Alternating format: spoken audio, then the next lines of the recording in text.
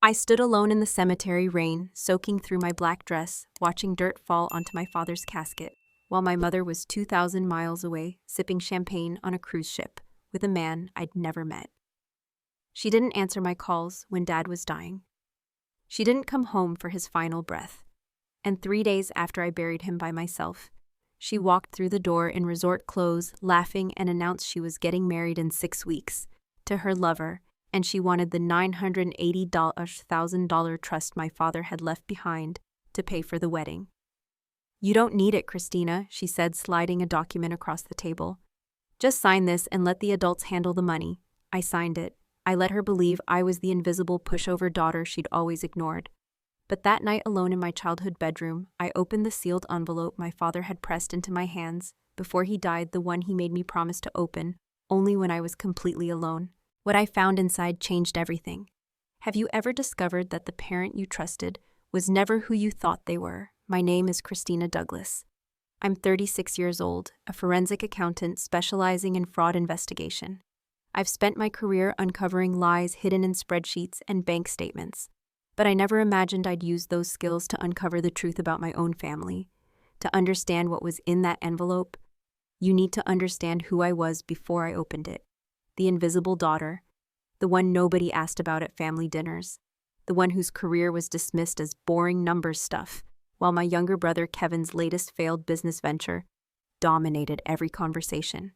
Kevin was 32, still financially dependent on our mother, still the golden child who could do no wrong. I learned early that silence was easier than fighting for attention that would never come.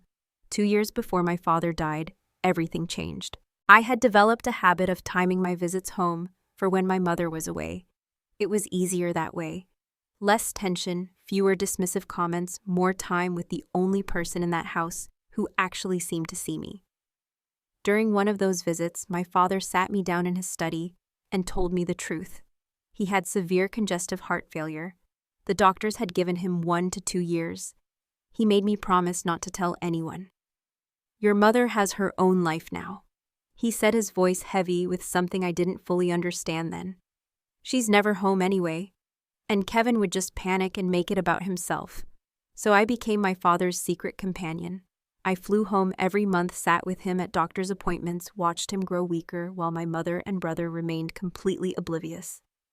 Linda didn't notice his declining health because she was rarely home long enough to see it. The few times she was there, my father hid his medications, suppressed his coughs, pretended everything was fine.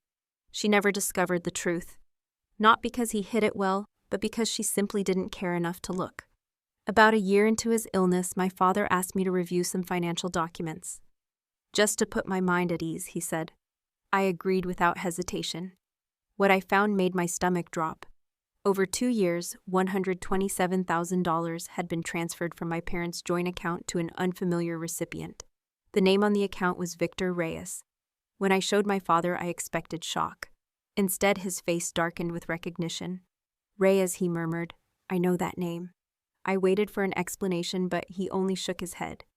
"I'm handling it, Christina. I've been handling it for a while now. Trust me." Something in his eyes stopped me from pushing further. It wasn't fear, it was calculation. So I waited. Weeks before his final hospitalization, my father handed me a thick, sealed envelope. His hands trembled from the disease ravaging his heart, but his voice was steady and clear. "This is for you, only you. Open it when I'm gone, and only when you're completely alone, not before. Promise me." He also mentioned he'd set up a new trust with a private attorney named Margaret Sullivan. Special conditions, he said. He didn't explain what they were. The trust was worth $980,000. I didn't ask questions. My father had never lied to me. I trusted him completely. 3 months later, my phone rang at 3 in the morning. A nurse's voice, clinical and distant, delivered the words I'd been dreading for 2 years. "Ms. Douglas, your father has been admitted to the ICU. His heart is failing. You should come as soon as possible." I called my mother. No answer. I called again. And again. 15 times I listened to her voicemail greeting while my father lay dying. I called Kevin.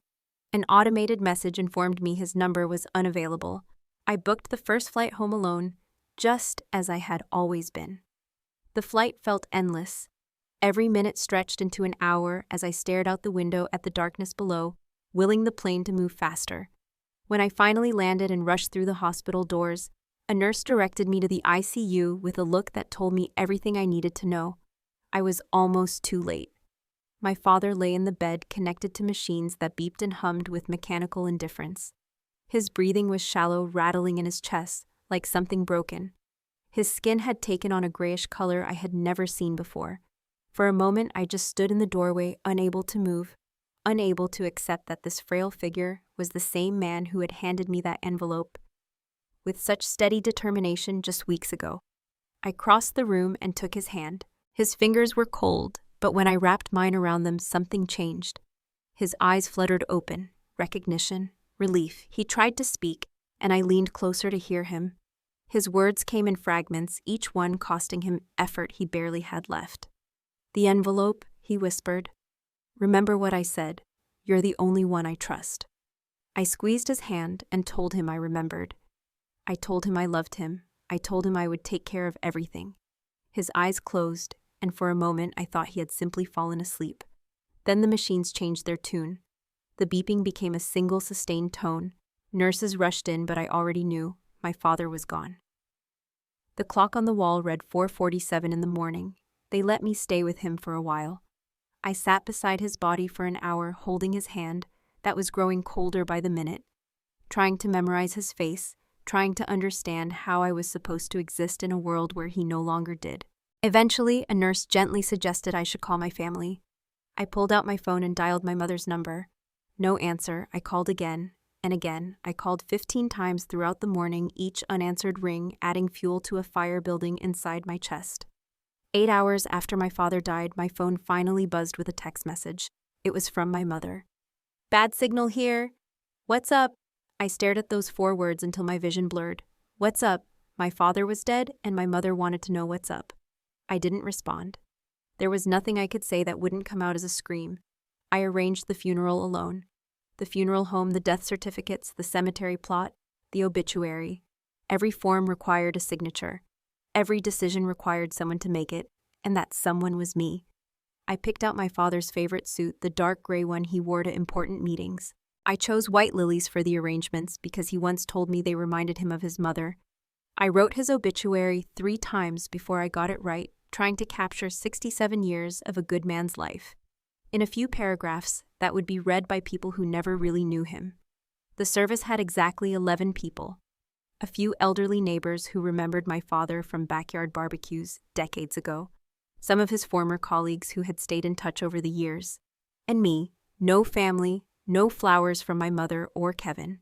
No phone calls asking about the arrangements or offering to help. Just 11 people standing in a cemetery, while rain threatened from gray clouds overhead, watching as the casket was lowered into the ground.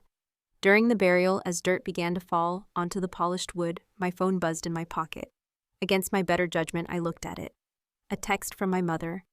"Sorry, honey, flights were such a mess. Take some pics of the flowers for me." There was a heart emoji at the end. I looked at my father's casket disappearing under shovelfuls of earth. I looked at the message. Then I turned my phone off and didn't turn it back on until the last mourner had left, and I was standing alone beside the fresh grave. 3 days after the funeral, my mother and Kevin finally arrived. I heard them before I saw them. Linda's voice carried through the house, complaining about turbulence and airport food and how exhausting travel had become. She walked through the front door wearing resort clothes, a flowing sundress and sandals, her skin tanned from wherever she had been, while her husband of 40 years was being buried. Behind her was a man I had never seen before. He was tall and tan, silver-haired, wearing a watch that probably cost more than my car. His smile seemed professionally crafted, the kind of smile that had been practiced in mirrors until it looked natural. "Christina," my mother said, as if she were greeting me at a casual lunch, rather than in the home where my father had just died. "This is Victor. He's been such a support to me through all of this." Victor extended his hand, his eyes meeting mine with practiced warmth. "I'm so sorry for your loss," he said smoothly. "Your mother has told me so much about you." I shook his hand because that's what you do when someone offers it. But the moment our palms touched, I felt something wrong.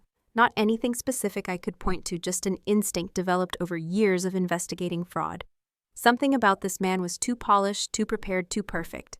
People who have nothing to hide don't shine quite so bright. I noticed Kevin standing apart from them watching Victor with an expression I couldn't quite read. It wasn't the admiration our mother showed. It was something closer to wariness, the look of someone who senses danger but isn't sure where it's coming from. Our eyes met for a brief second, and I thought I saw something pass between us. But then Kevin's face went neutral again, and the moment was gone. That evening, my mother got down to business. She and Kevin sat across from me at the kitchen table, and Linda slid a document toward me. It was titled Family Agreement. I read through it quickly, my forensic training analyzing every word. Essentially, it asked me to waive any right to contest my father's estate. The trust is $980,000.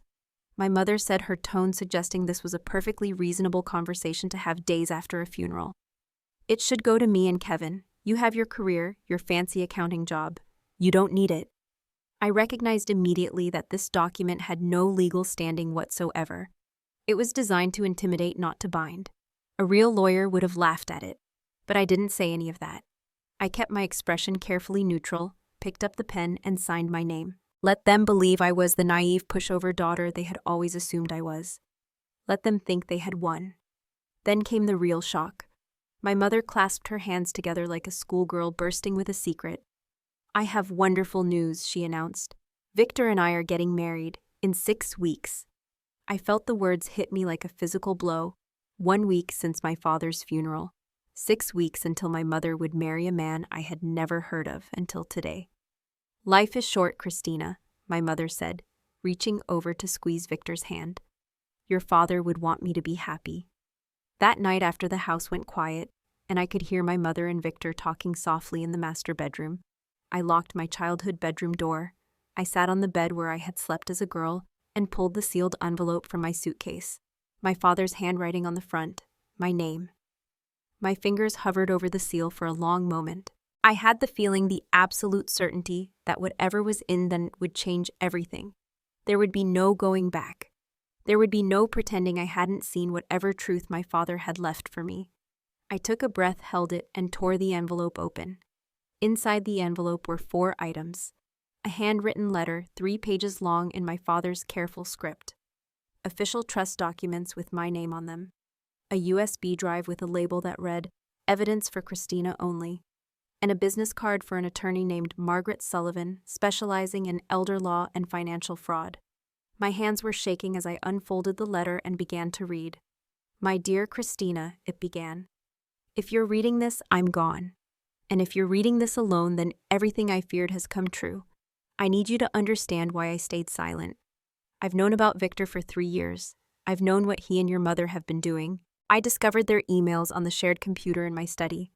Your mother uses it sometimes and never bothers to log out. I suppose she didn't think her boring husband would ever notice. Her contempt for me was her biggest mistake. I didn't confront them. Not because I was weak, but because I was thinking. If I had accused Linda directly, she would have chosen him. She's too far gone to believe me over her lover. If I had gone to the police without overwhelming evidence, Victor would have vanished, changed his name again, and found another victim somewhere else. So I made a different choice. I let him get comfortable. I let him create the evidence that would destroy him. Everything you need is on this drive. I'm trusting you to finish what I started. You're the only one I trust. You always have been. I love you. I'm proud of you. Now make sure this man never hurts anyone again. Dad. I read the letter 3 times. Each time I felt something shift inside me. Grief mixed with admiration. Sorrow tangled with determination. My father had known everything. He had watched his wife betray him. Watched a stranger steal his money, and instead of confronting them in anger, he had planned. He had waited. He had built a case that would outlive him. And he had trusted me to see it through. I plugged the USB drive into my laptop and spent the entire night reviewing its contents. Years of forensic accounting training took over, and I examined every document with the precision that had built my career. What I found confirmed everything my father had written and revealed horrors he hadn't fully explained. Bank records showed the $127,000 I had discovered earlier transferred in small amounts to accounts controlled by Victor over 2 years. But there was more. 3 financial documents bearing my father's signature authorizing additional transfers and changes to account access. Except the signatures were forgeries. I knew my father's handwriting as well as I knew my own, and these signatures were wrong. The slant was off, the pressure was inconsistent, and according to the dates on these documents, they were signed on days when my father was hospitalized, hooked up to machines physically incapable of holding a pen. Someone had forged his signature while he lay dying. Then I found the emails. Exchanges between my mother and Victor spanning 2 years, discussing their plans, their timeline, their future together. In one exchange, Victor wrote about needing to expedite the timeline as my father's health declined. My mother responded that she would handle it on her end, handle her dying husband so her lover could steal from him faster. But the most damning evidence was a set of scanned documents. The same forged papers, but these copies showed a witness signature at the bottom, my mother's signature. Linda Douglas had signed as a witness. On documents she knew her husband hadn't signed. She knew the signatures were fake. She had participated in fraud against her own husband while he was dying in a hospital bed. My mother wasn't just having an affair. She was an accessory to forgery and financial fraud. She had helped this man steal from my father. The woman who couldn't be bothered to answer her phone when her husband was dying had found plenty of time to help her lover rob him. I spent the next several days digging into Victor Reyes with every tool and database I could access. Court records, news archives, professional licensing boards. What I found made my blood run cold. Victor Reyes had 2 prior convictions for wire fraud. One in Texas, one in Nevada. Both cases followed an identical pattern. He would romance a recently widowed woman, gain her trust completely, take control of her finances, and then disappear with everything she had. His first victim lost $340,000 and her home. She was 63 years old and had to move in with her daughter. His second victim lost her entire retirement savings. According to a follow-up article I found, she attempted suicide 6 months after Victor vanished. Both women were left devastated, humiliated, their lives destroyed by a man who had made them believe he loved them. My mother wasn't Victor's partner in crime. She was his third victim. She just didn't know it yet. Victor was going to marry her, drain every asset she had access to, and disappear just like he had twice before. The only difference was that this time he had help from the victim herself. But the deeper I dug, the worse it got. I found an archived news article from 15 years ago about a financial fraud case at an investment firm. The story detailed how a young financial advisor had been running an elaborate scheme stealing from clients through falsified documents and unauthorized transfers. The scheme was exposed by a whistleblower, a financial director, who had noticed irregularities and reported them to authorities.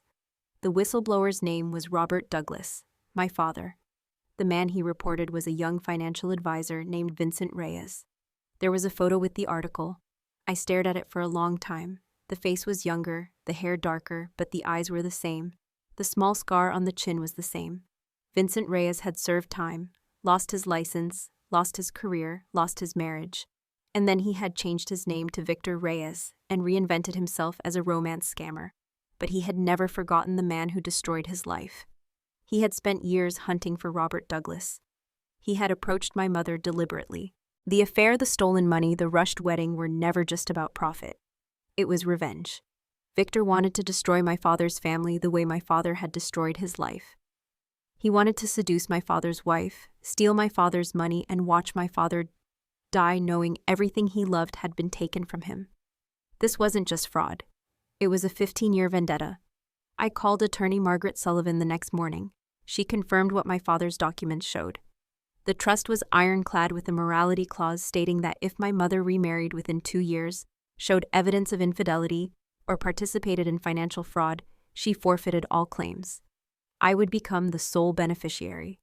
But Margaret told me something else. The FBI had been investigating Victor Reyes for 18 months ever since his Nevada victim filed a federal complaint. They knew he was targeting someone new, but lacked enough evidence for an arrest. My evidence was the missing piece they needed. An FBI agent explained the situation to me directly. If they moved now, Victor would know something was wrong. He would cancel the wedding, disappear, create a new identity, and find victim number 4 somewhere else. They needed to catch him when he couldn't run, when both he and my mother were present, when there was no escape route. The wedding was the perfect moment. Margaret asked me quietly if I wanted to just take the trust money and walk away. No one would blame me, she said. My answer was immediate. If I walked away, there would be a fourth victim, and a fifth. I was finishing what my father started.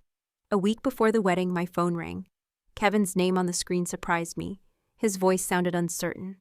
Does Victor seem too perfect to you, like he always says exactly the right thing? It's creepy. I kept my voice neutral and asked what he meant. Kevin hesitated, then said to forget it, that it was probably nothing.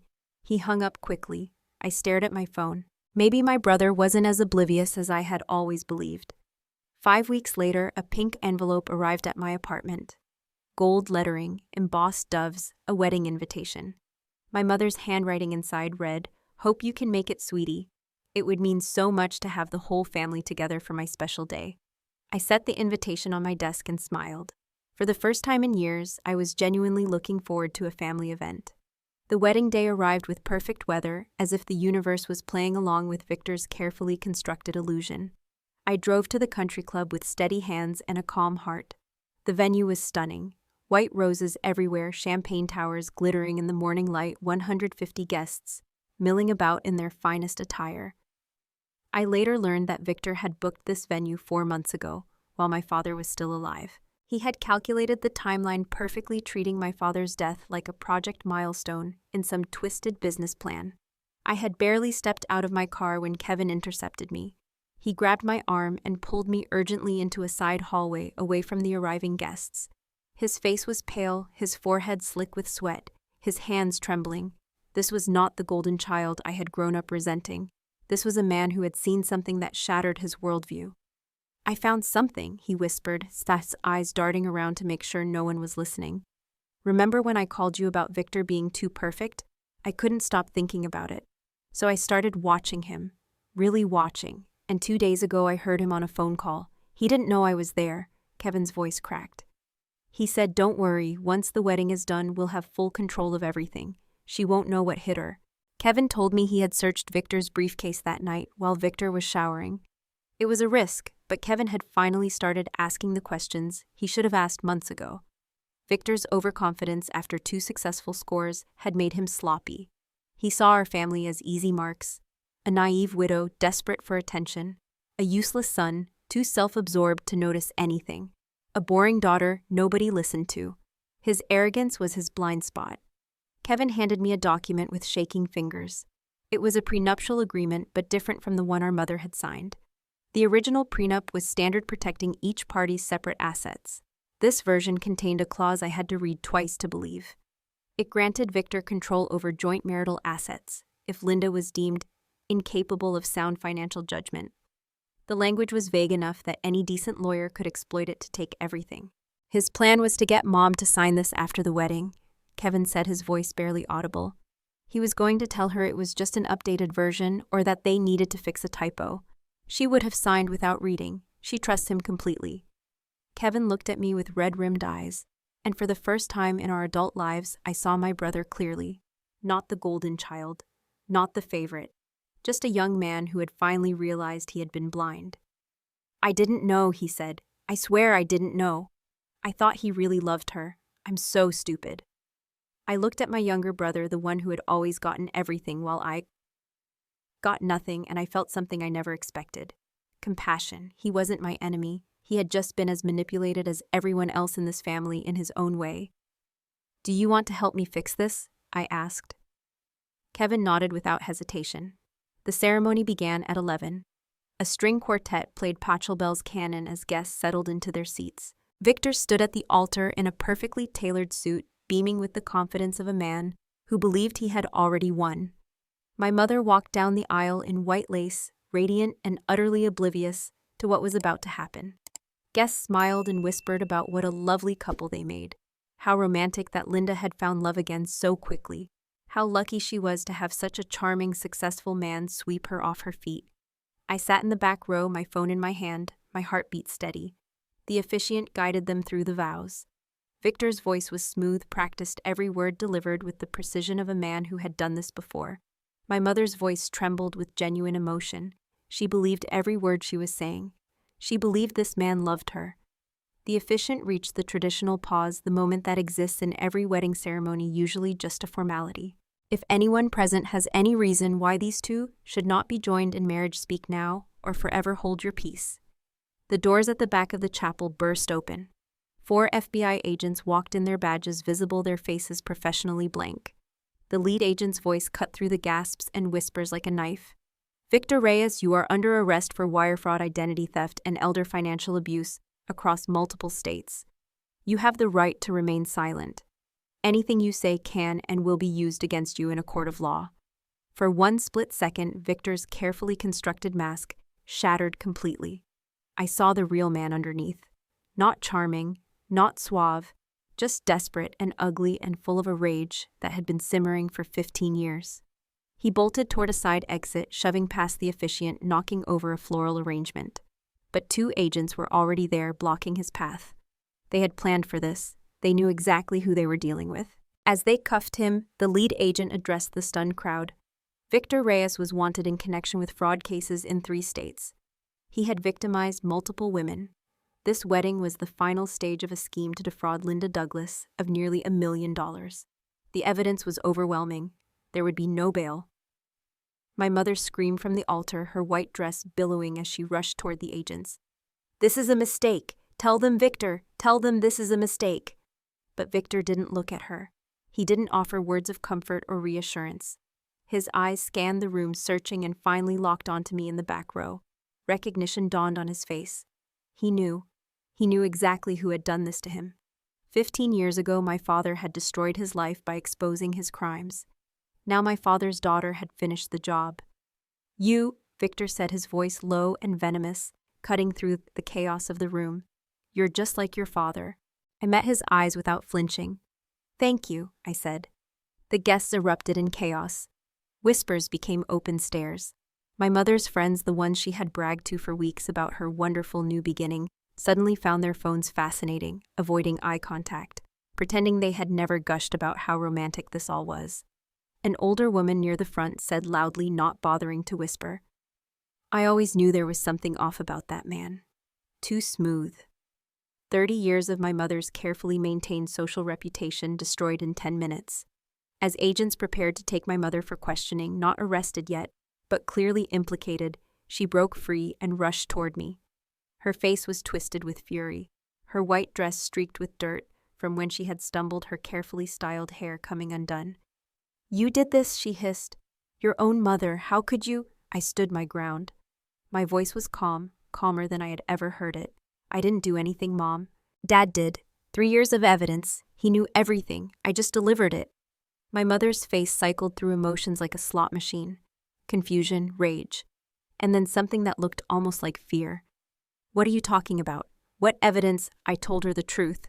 I asked if she knew Victor's real name was Vincent Reyes. I asked if she knew he was the same man my father had reported for fraud 15 years ago. I asked if she understood that she had been part of his revenge against our family all along. My mother's face went white. The color drained so completely, she looked like she might collapse. She hadn't known. For all her complicity, the affair, the money transfers, the forged documents, she had never known she was a pawn in someone else's vendetta. She thought Victor loved her. She thought she was special. She thought she had found happiness. I saw my mother clearly for the first time. Not just a villain, another one of Victor's victims, but a victim who had chosen to be complicit.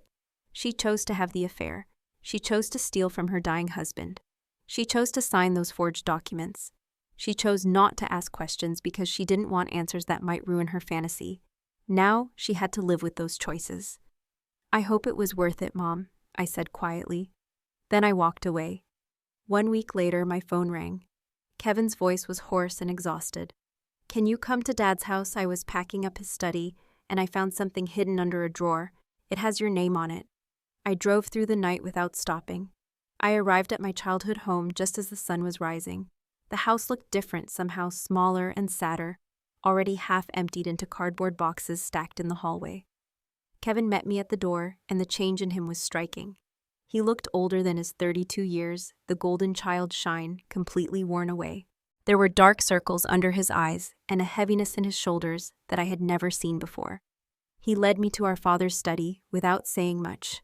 The room still smelled like him, that familiar mix of old books and coffee and the faint scent of the aftershave he had used for as long as I could remember. Kevin pointed to the desk, specifically to a drawer that had been pulled out and overturned. I was packing up his things, Kevin said quietly. I found this taped to the underside. He handed me a small wooden box, simple and unvarnished. My name was written on the lid in my father's handwriting. I opened it carefully. Inside was a pocket watch, silver and worn smooth from decades of use. It was beautiful in its simplicity, the kind of object that carries weight far beyond its physical form. Beneath the watch was a folded letter. I recognized my father's handwriting immediately and felt my throat tighten as I began to read. Christina, the letter began. This watch belonged to your grandfather. He wore it every day for 40 years, through the war, through hard times, through everything. I saved it for you. Not because it's worth money, because it isn't, but because I want you to remember where you come from.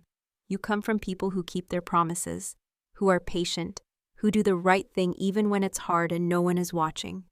I kept this separate from the envelope because I wanted you to finish the job first, then receive this. The envelope was your mission. This watch is my blessing. I never told you often enough, but I need you to know. I saw you, I always saw you, even when no one else did, even when your mother looked right through you. I saw exactly who you were, and I am so proud to be your father, Dad. I held the watch for a long time, feeling its weight in my palm. Running my thumb over the smooth silver surface that had been touched by my grandfather's hands, then my father's hands, and now mine. Kevin stood quietly beside me, not interrupting, perhaps understanding for the first time that there were parts of our father I had known, that he never would. The weeks following the wedding brought a cascade of consequences.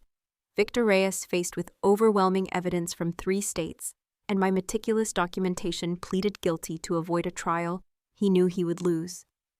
The federal judge reviewed his case thoroughly, noting his pattern of predatory behavior, his 2 prior convictions, his complete lack of remorse, and his calculated targeting of vulnerable women. The sentence was 23 years in federal prison with no possibility of parole. Victor was 58 years old. He would be 81 before he was eligible for release if he survived that long.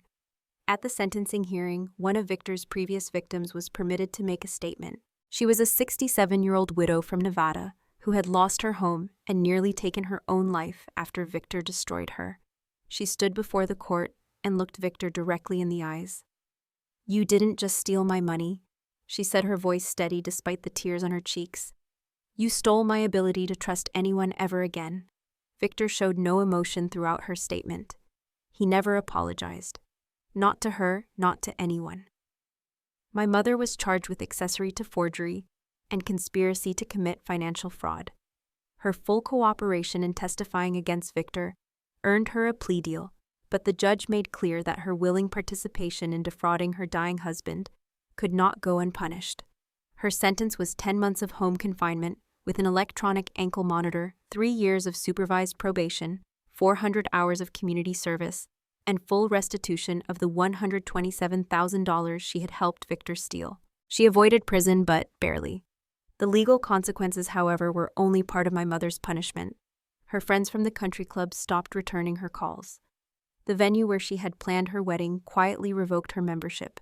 Her name appeared in local news stories, and she became the subject of whispered gossip at every social function she had once dominated.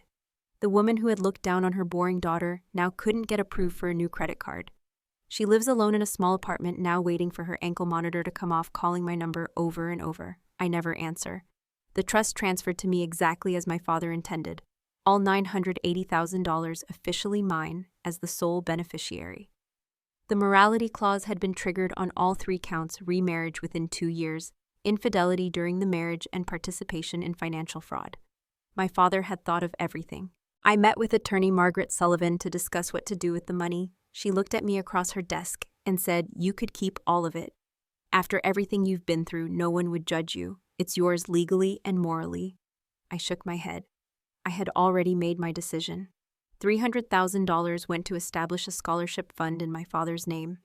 The Robert Douglas Memorial Scholarship for first-generation college students pursuing degrees in accounting or finance.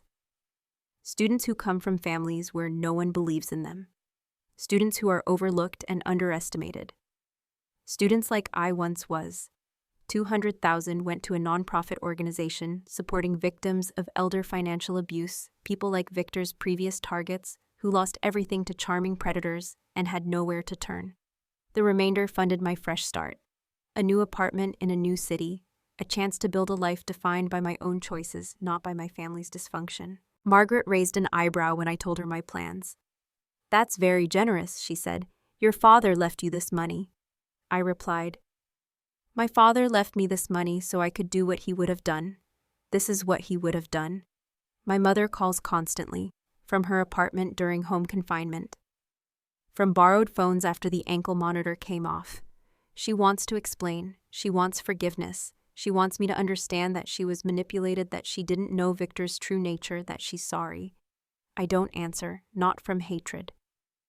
Somewhere along the way I realized I don't hate my mother anymore. There's simply nothing left to say. She made her choices with open eyes. She chose to have the affair. She chose to steal from her dying husband. She chose to sign documents she knew were forged. The fact that Victor manipulated her doesn't erase her own responsibility. With Kevin, things are different. He's not the golden child anymore. That identity shattered the moment he realized he had been blind to a predator in his own family. He's just my younger brother now, flawed and humbled, trying to figure out who he is without our mother's constant validation. We're not close. Maybe we never will be. But we're not strangers anymore either. Kevin calls sometimes just to talk. I answer. Once Kevin asked me, "Do you think you'll ever forgive Mom?" I considered the question carefully before responding. "That's not really my job, Kevin. Mom made her choices. Now she lives with them. So do I. Forgiveness isn't something I owe her. It's something she has to earn. And she hasn't even started trying yet." On my last day in town before moving away, I visited my father's grave. I brought a cup of coffee black, with no sugar, the way he always drank it every morning for 40 years. I set it on the headstone and sat on the grass beside him, the grandfather's watch, heavy in my pocket. I stayed for a long time, not speaking at first, just being there with him, one last time. Finally, I spoke. "I did it, Dad. Everything you asked, everything you trusted me to do. I used to wonder why you picked me, why you trusted me with all of this instead of Kevin, instead of anyone else. I think I understand now. It wasn't because I was the smartest or the strongest. It was because I was the one who showed up, the one who stayed, the one who listened when nobody else would. I spent so many years thinking I was invisible, thinking nobody in this family saw me. But you saw me the whole time, didn't you? You were just waiting for the moment when it would matter. I don't know if I'm exactly like you, but I know I'm your daughter, and that's the thing I'm proudest of in my entire life. I'm going to miss you every single day. But I'm going to be okay. I promise. I love you, Dad. Rest now. I've got it from here." I finished my coffee, touched the headstone once, and felt the warmth of the sun on my face. Then I stood, put the watch in my pocket, and walked away toward my new life. People ask me now if I regret what I did, if I feel sorry for my mother. I tell them the truth. I don't regret doing what was right, and yes, I feel sorry for my mother. She was a victim too in the end, even if she chose to be complicit. But feeling sorry for someone doesn't mean you let them escape the consequences of their choices. Pity doesn't mean silence. My father taught me something I'll never forget. Staying quiet isn't weakness. Sometimes staying quiet is strategy. Sometimes it's strength. But staying silent forever when injustice happens right in front of you, that's the real weakness. That's what my father refused to do. And that's what I refused to do too. I didn't take revenge on my mother. I didn't destroy Victor out of hatred. I simply refused to let them win. I refused to stay silent while they hurt. My father hurt those other women and planned to hurt whoever came next. That's the difference between revenge and justice.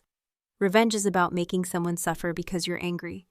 Justice is about making sure they can't do it again. My father understood that difference, and that's the most important thing he ever taught me. Sometimes the person everyone overlooks is the only one clear-headed enough to see the truth. And sometimes justice doesn't come from vengeance.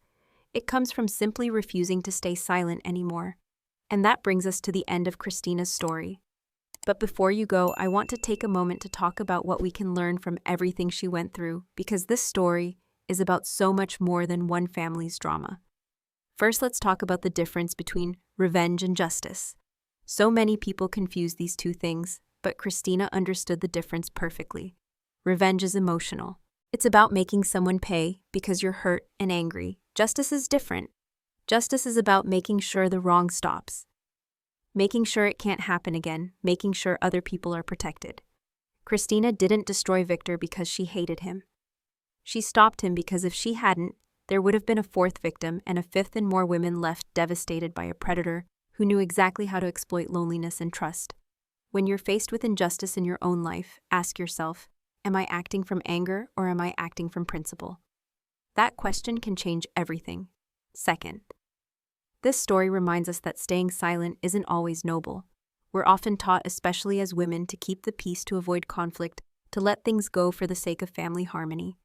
And sometimes that's wise. But there's a difference between choosing peace and choosing denial. Christina's father stayed quiet for 3 years, but he wasn't passive. He was strategic. He was building a case. He was waiting for the right moment. Silence can be strength when it's part of a plan, but silence that allows abuse to continue. Silence that protects wrongdoers at the expense of victims. That kind of silence is just another form of harm. If you see something wrong happening in your family, in your workplace, in your community, you have the right to speak up. You have the responsibility to speak up. Third, I want to address something that might hit close to home for some of you. Elder financial abuse is real, and it's far more common than most people realize. Every year, millions of older adults lose billions of dollars to scammers, manipulators, and sometimes even their own family members.